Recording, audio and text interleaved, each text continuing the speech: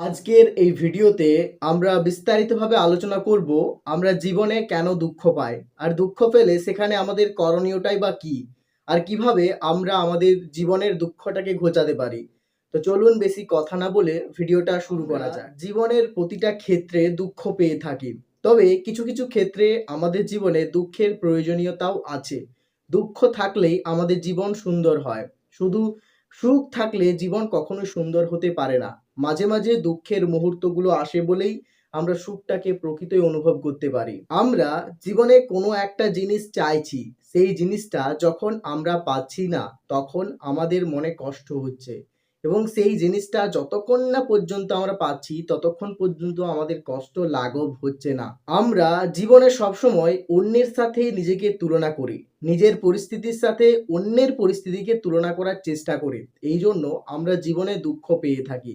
আমাদেরকে এটা বুঝতে হবে যে আমরা প্রত্যেকেই যে যার অবস্থাতে ঠিক আছি, তাই নিজেকে অন্যের সাথে তুলনা করা বন্ধ করলেই আপনি জীবনে সুখে থাকতে পারবেন। সবসময় ডিসিপ্লিনের মধ্যে থাকার চেষ্টা করুন, কারণ ডিসিপ্লিন আপনার জীবনকে সুন্দরভাবে পরিচালনা করবে। কিন্তু আমরা বেশিরভাগ মানুষ অলসতার মধ্যে ডুবে থাকি, নিজেদেরকে শৃঙ্খলার মধ্যে রাখতে পারি না বলেই আমরা সফলতাকে অর্জন করতে পারি না। আর সফলতাকে যখন আমরা অর্জন করতে পারি না তখন আমাদের মনে হতাশা আসে, আর হতাশা থেকে আমাদের মন খারাপ আর দুঃখ কষ্ট আসে।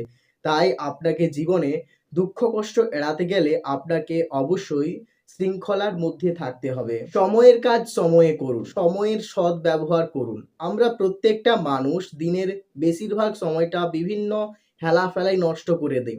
আমরা এই সময়টাকে যদি আমরা আমাদের কাজের মধ্য দিয়ে ব্যবহার করি তাহলে আমরা মনের মধ্যে একটা তৃপ্তি পাবো এবং আমাদের মনে কোনো দুঃখ কষ্ট থাকবে না। জীবনে দুঃখ কষ্ট এড়ানোর আরেকটা ধাপ হচ্ছে পরিশ্রম করো। কখনোই নিজেকে অলসতার মধ্যে ডুবিয়ে রেখো না, কখনো নিজেকে হতাশার মধ্যে নিমজ্জিত করে রেখো না। জীবনে পরিশ্রম করো, দেখবে যেটা চাও সেটা তুমি পাবে। আমরা জীবনে যেটা চাই সেটার কাছে পৌঁছতে পারি না, সেটা পাই না, তার কারণ হচ্ছে আমরা সেটার জন্য কঠোর পরিশ্রম করি না। আর আমরা নিজেদেরকে বিভিন্ন খারাপ অভ্যাসে লিপ্ত রাখি। তোমার জীবনে যেসব খারাপ অভ্যাসগুলো আছে সেই খারাপ অভ্যাসগুলোকে ছেড়ে ফেলো, কারণ সেই খারাপ অভ্যাসগুলো তোমার শরীরকে ধীরে ধীরে দুর্বল করে তুলছে। আর একজন ব্যক্তির সুস্থ শরীর না থাকলে তার মন কখনোই সুস্থ হতে পারে না। তাই জীবনে দুঃখ কষ্ট এড়াতে গেলে আপনাকে অবশ্যই খারাপ অভ্যাস ত্যাগ করতে হবে।